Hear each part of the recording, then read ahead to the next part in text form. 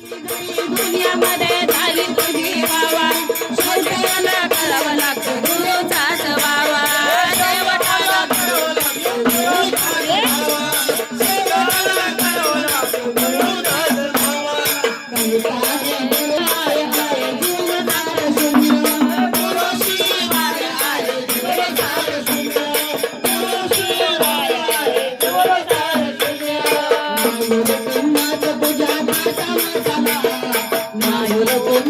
तुझ्या ताटा माटाला म्हणून